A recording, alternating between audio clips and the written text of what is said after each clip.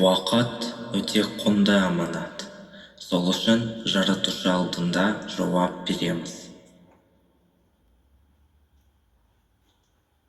Әр нәрсенің өз уақыты бар.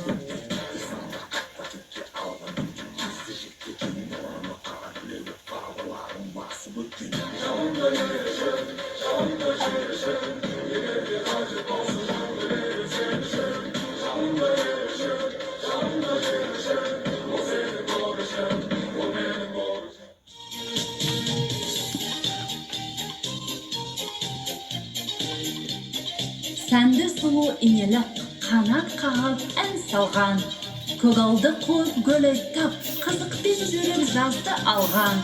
Жазды күні жапырақтың бірінде тамақ, бірінде үй. Жапырақ кетті, жаз кетті, күз болған соң кетті күй.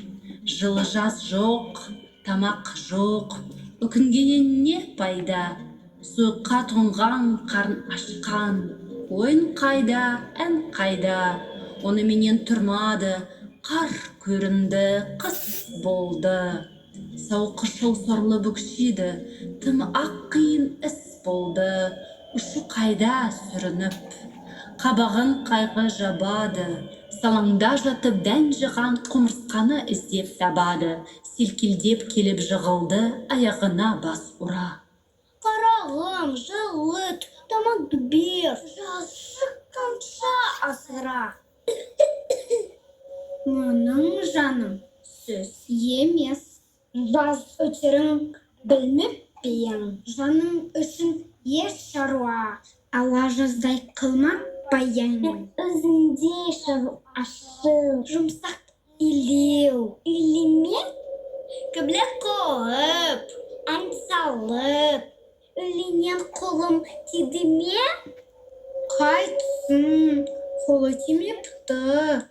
Өліңші, әнші жаным ай. Ала жаздай ән салсаң, енді қыста билей бер.